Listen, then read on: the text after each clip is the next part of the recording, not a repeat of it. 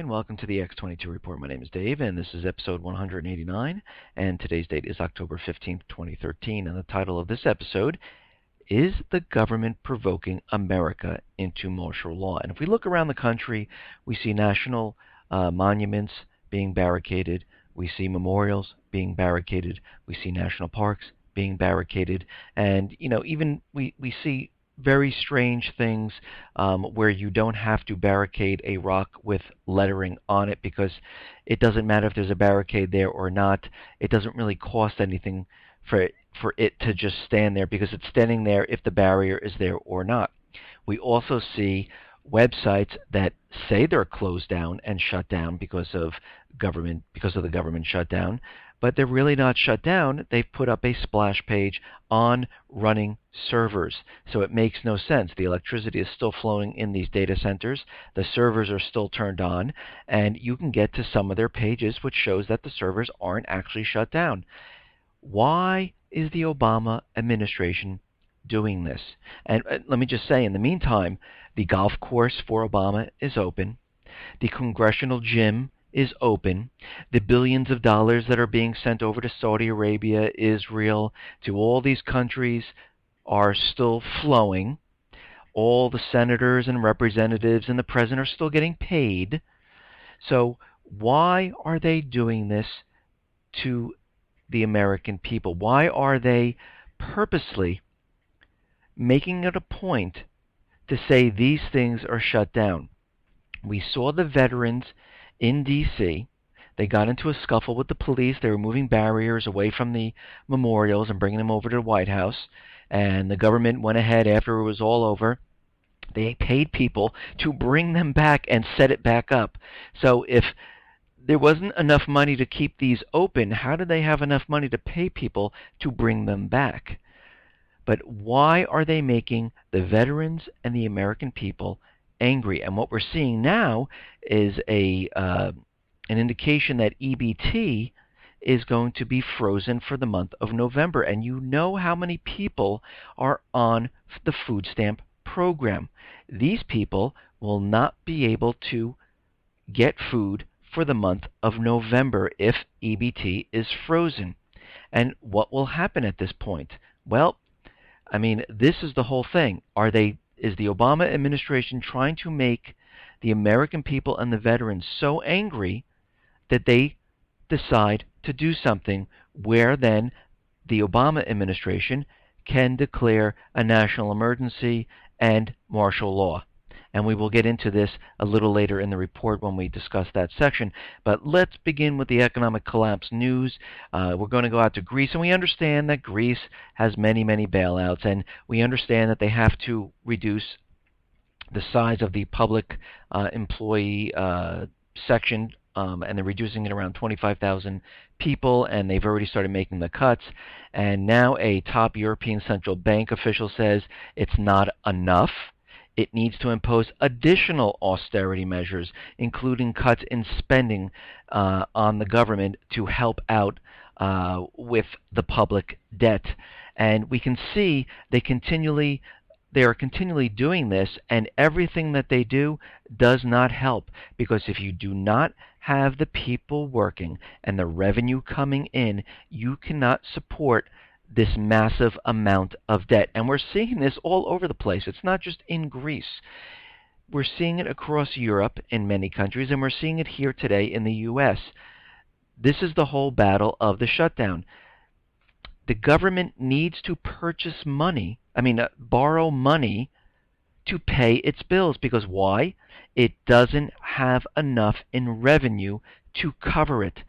That tells us there is a major problem. Yes, they might have enough to cover the interest on the debt, and that's all it will go to. It's like a family who has thousands and thousands of dollars on credit cards, and they just have enough to cover that interest.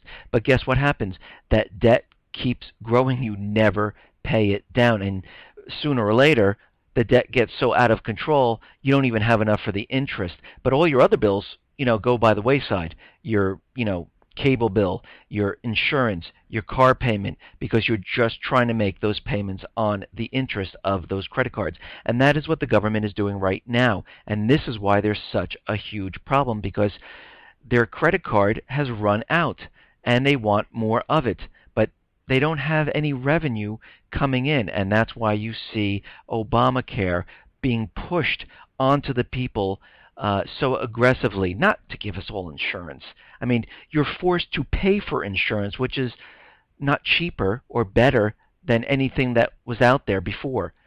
It's being pushed on the people to get the tax revenue for those people who do not want it, for those businesses that aren't going to give it to the employees. And I think the estimate of the amount of taxes that they'll be able to raise from this is something like $250 more billion into the system, or something like that. And just going back to Greece for a second, you have to understand Greeks are not working at this time. Nearly 1 in every 4 Greek workers is unemployed. The system cannot be sustained. Now, in the UK, it looks like they are building their own nice housing bubble, just like in the US. And they're going into the second phase of the government Help to Buy program, which was introduced this week. And it's government guaranteed mortgages to buyers with smaller deposits. Does that sound familiar? It does to me. It's the same thing that happened in the US and is continually happening again, where those people who really can't afford a home and do not have the deposit, they're getting assistance from the government. And if anything happens, they end up where they cannot pay this back. And they're saying, some of the officials there are saying that they're going to have to watch this carefully. And it says that, this really doesn't look like a bubble. It looks more like a correction of some sort. But, I don't think this will grow into any type of bubble, which they said the same thing in the U.S., and guess what happened? It popped. Actually, the Fed said this, that they are not forecasting a bubble in the housing market because in the past history, we've only seen housing go up. We've never seen it go down, which was actually a lie, because we did see it go down in the late 90s, I believe, going into 2000, where there was a slowness in real estate, and it did take a dip.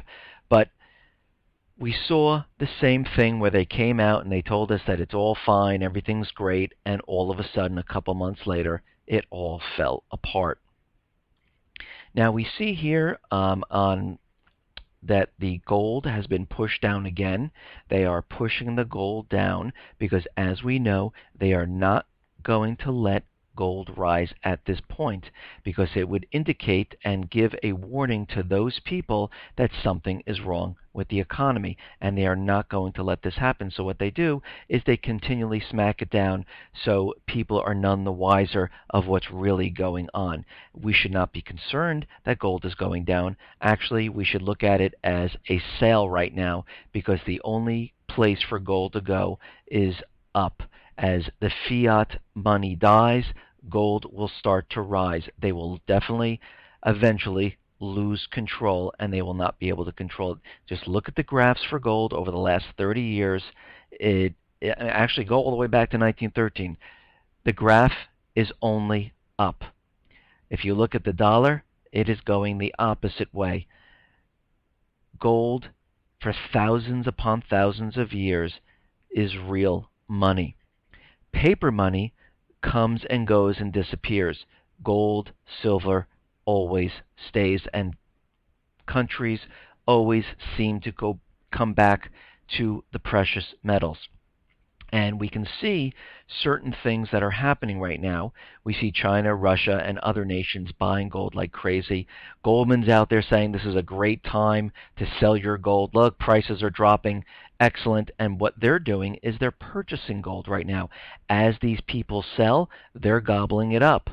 They did the same thing during the real estate. They told everyone, oh yeah, buy these subprime securities. They're fantastic.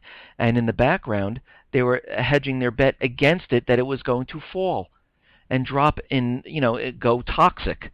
And they knew exactly what they're doing, and they know exactly what they're doing now.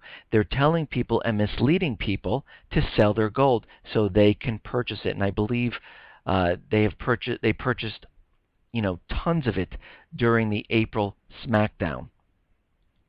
Now, I know we talk a lot about the real estate market. We understand what is going on, and we understand that Citibank, J.P. Morgan, Wells Fargo, 1-800 East West Mortgages have been laying off people like crazy. Not like two or three, thousands of people, because they understand the housing market has taken a turn and is declining at this point. And we can see with JP Morgan and Citibank right now, their revenues in mortgage origination has plunged. And they understand because no one has the ability to take out a mortgage at this time. I said this a while back, that mortgage applications are on a decline, and we are seeing the evidence right now, and it's turning up in all these different areas. And we see another company laying off people in the mortgage section, which is a company called Mortgage Investors Corp. They are laying off 476 people. If the real estate market is so fantastic and we're on the verge of recovery on the housing market, why are all the main mortgage divisions laying off thousands of people? And why now is JP Morgan and Citibank reporting a plunge in mortgage originations? It only tells us one thing. This was propped up, and now it is collapsing.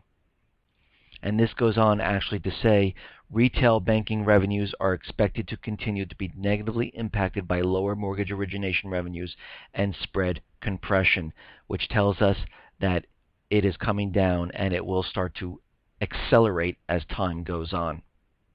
Now, we understand that JP Morgan and Fidelity have sold their Treasury bonds because they understand we're getting closer and closer to that October 17th date, and they don't want to be holding Treasuries. Well, Citibank is telling some of their clients that they might not accept Treasury bills maturing October 24th or 31st as collateral at this point, because they're starting to realize what is going on, and we're getting closer and closer to that X date, and all these financial firms are making preparation for this. And I have to say, Goldman is still out there saying that a debt ceiling deal will not be until October 17th. It's funny because they always tell people it's a perfect time to sell your gold, and all of a sudden the gold prices drop and they gobble it up. They tell people to buy, the subprime securities, why they're hedging bets against it, and now they're telling people that the debt ceiling is going to be after the 17th of October. And they always seem to have the inside information so they can work their magic on the opposite side to make oodles of money. And again, I've said this in my other reports, if we go past the 17th date, what we need to look at is how Obama is going to react. Will he declare this a national emergency? And right now, Federal Workers Union is demanding that the president declare the shutdown a national emergency and force businesses, hospitals, and schools to forgive workers' bill payments until a deal is reached. So they want Obama right now to declare a national emergency. So we can see where this is headed.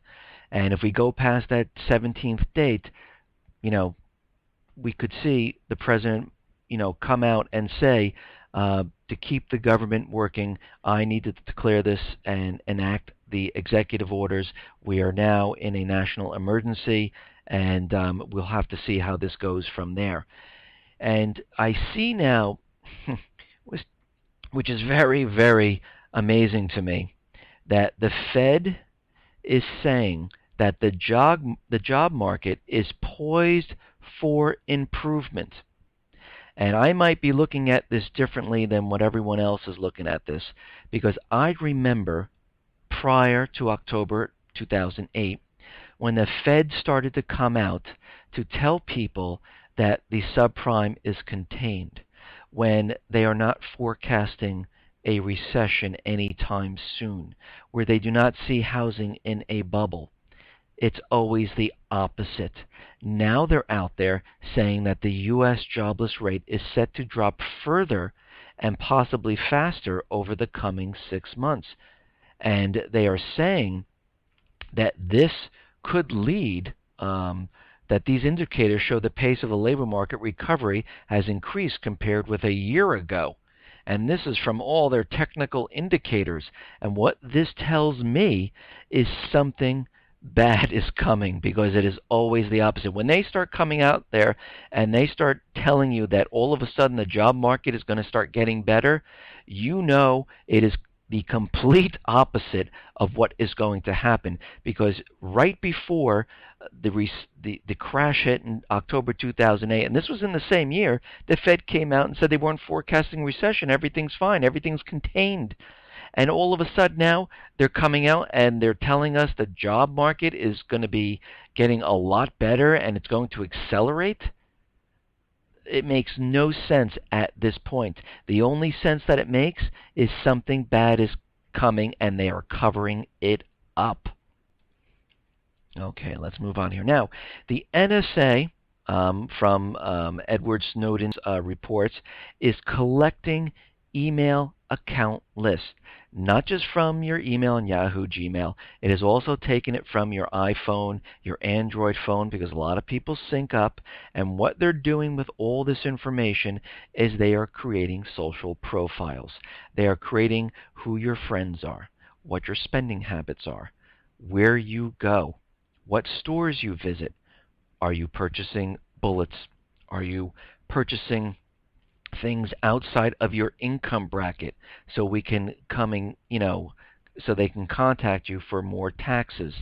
We are now also seeing that there's a company out there that are going to be using smart shelves in the grocery market, which they will scan your face and take certain facial scans, and they will match it up to certain products.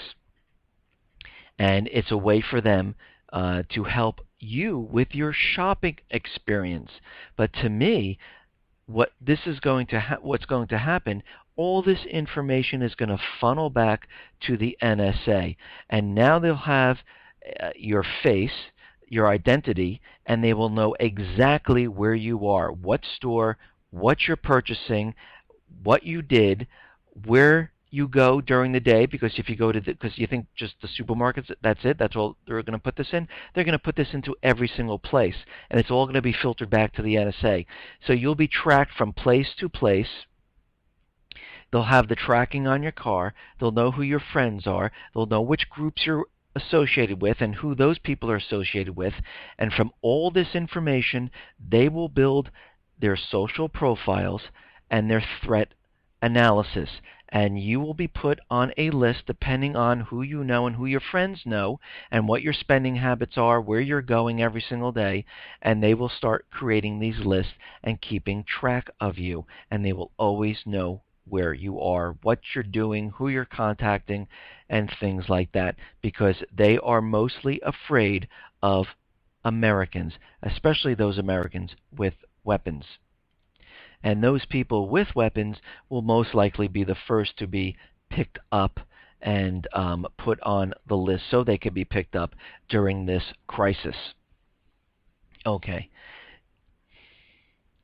Now, NATO is flexing their muscles on the Russian border.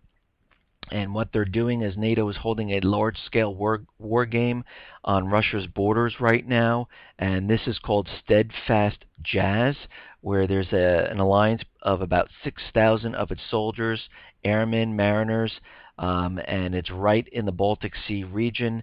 And the Russian government is out there saying he is bewildered by the goal of this exercise and why they're doing it right now, right next to Russia. I'm going to tell you why they're doing it, because they are flexing the muscles. Each country now is flexing their muscles and showing they are ready for anything that will come. And we see this happening in the Middle East. We see it happening in Japan and China. We see this happening all over the place. Because I hate to say it, the central bankers, U.S. government, will not stop with the war agenda. All this peace and, oh, we're going along with Syria, oh, we're going to have peace talks with Iran. There is always something in the background that is happening that you just don't know what it is. And the job is to find out why are they doing this, and then we have the real answer. But what we're seeing right now, there is a U.S. lab in Georgia, right by Russia, and the Soviets are saying that this is a biological weapons lab that the U.S. has put into place there. And what it's saying here is that according to our assessment, this laboratory constitutes an important offensive link in the U.S. military biological capability. And they are very worried that this is some type of weapons lab, but the U.S. is saying no, it's not. And they have information that it is. Now, there was also 2 Muslim men who planned a suspected terror attack on a chemical weapons destruction facility. Interesting.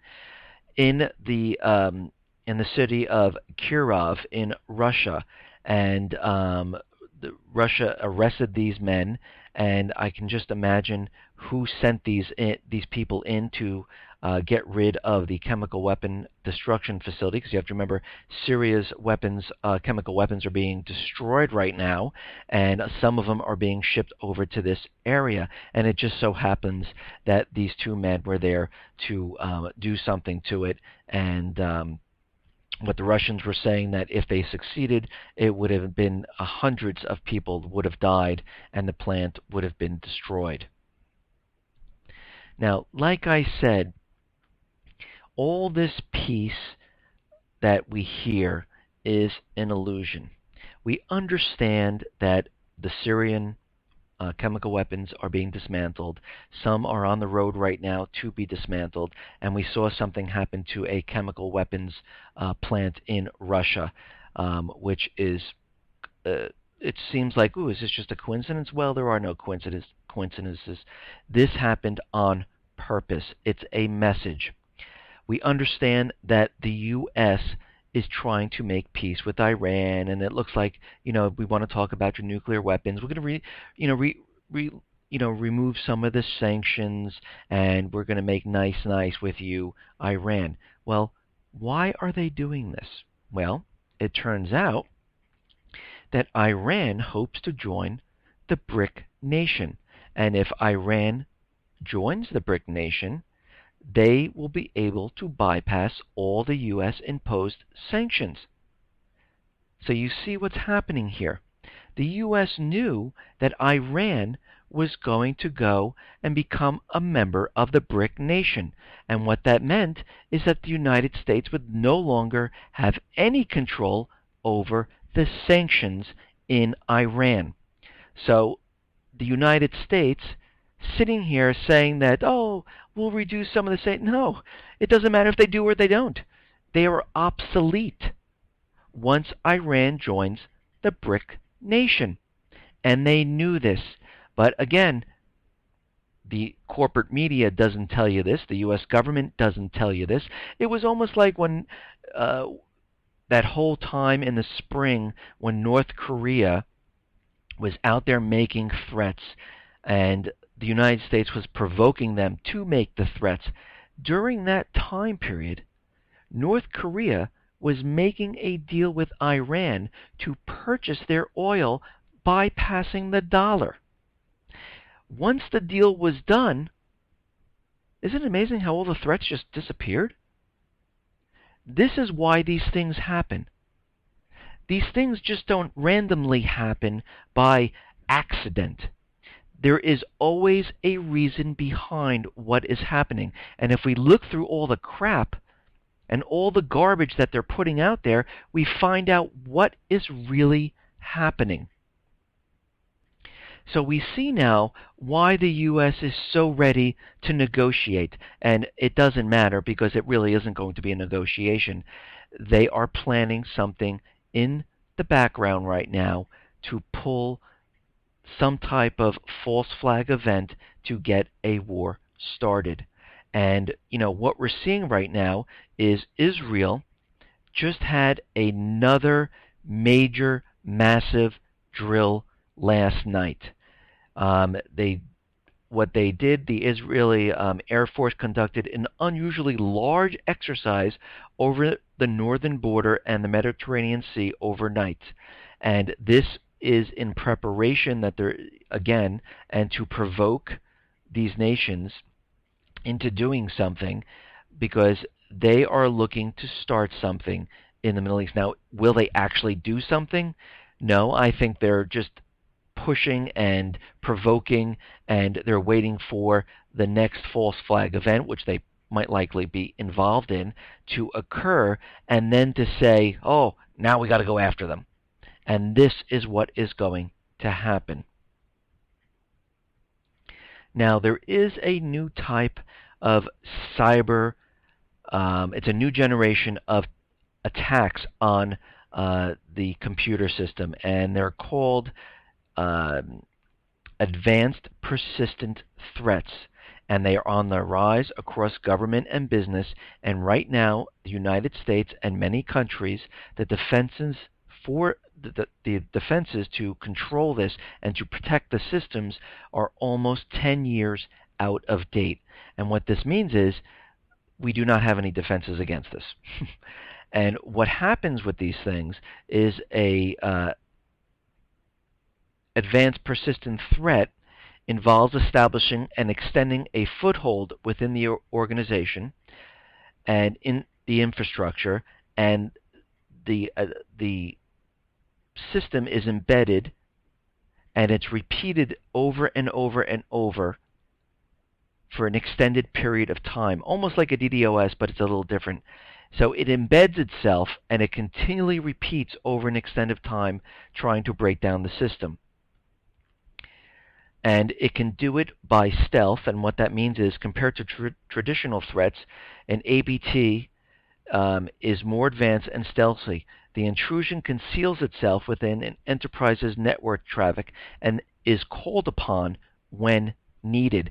So it hides itself, pretending it's part of the traffic in the network, and when it's needed, it activates. So it just sits there waiting. And all of these systems that we have here today are completely vulnerable to this type of attack, and the government is out there expressing concerns about this. And we know for the last, it's been like 2 years now, they've been telling us that a cyber attack event is going to occur. Janet Napolitano has been out there over and over telling us about cyber attacks, and when she was leaving office, she told us it's not if, but when the cyber attack. It's like a 100% guarantee that it's going to happen. We have Panetta out there saying it's going to be like a cyber Pearl Harbor or virtual 911, and they are talking about hitting the power grid infrastructure, hitting the banks, and bringing the whole entire system down. And we do see many, many events occurring during this 6-week period.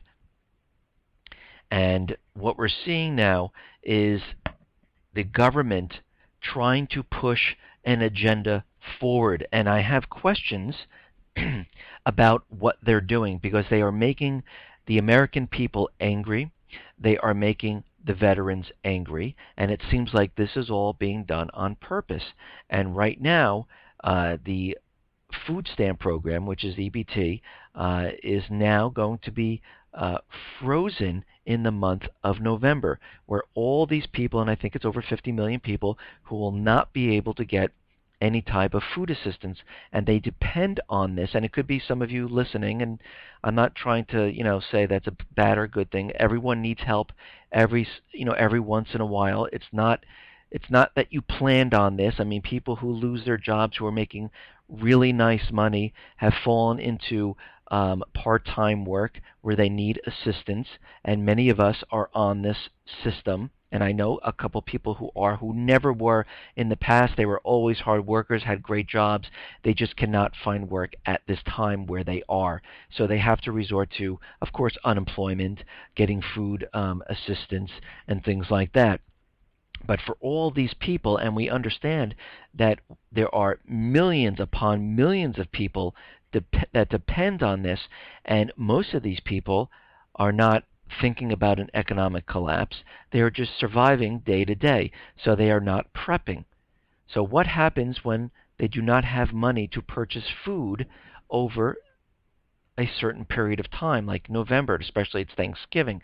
An interesting time to suspend EBT, don't you think?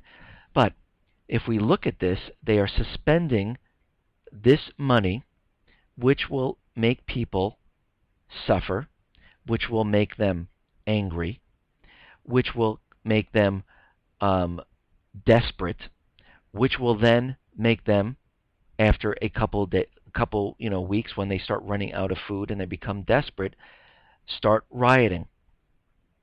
They might start going into supermarkets and robbing food from there. They might march on D.C. at some point, saying, "This is ridiculous. We need food." And we can see, as October 17th approaches, as November approaches, is the Obama administration getting ready to declare some type of martial law? Because from everything that we're seeing right now, it seems like they are doing everything and everything to really piss off the American people, veterans and everyday Americans who've never, served in the armed forces. And this could be something that could really happen. And what else is happening is it seems like the news broadcasts the scuffle with the veterans and the police, and it was like on NBC, showing, that the arguing going back and forth and the police pushing back and forth, showing, and everyone's looking at this time, building the notion that the vets might try something. Now, I'm not saying they will or they're going to, but they could, again, plan, and I'm talking about the government, plan some type of false flag where they say that the vets and the American people who depend on these food stamps could rise up and do something where the president needs to declare martial law. Now, they could put agent provocateurs into this mix where it will pump everyone up and allow other people to start staging these things, because we've seen this in the past, and this could happen. And it looks like, from all this evidence, we are heading down this path. And again, we will have to see how this plays out, and we'll have to see if we go past the October 17th and how far we go in past that date. Because, again, we have to remember this. Just because the date hits on October 17th, it doesn't mean, oh my God, everything just stops. It will be a slow decline all the way up until November. Because they will start saying, okay, we can't pay for that, okay, we can't pay for that, okay, we can't pay for that.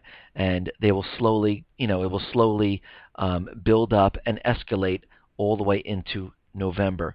So don't expect all of a sudden that date to hit and something to happen.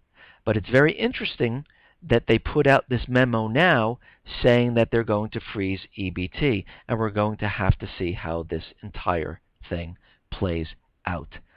Listen, everyone, I really appreciate you listening.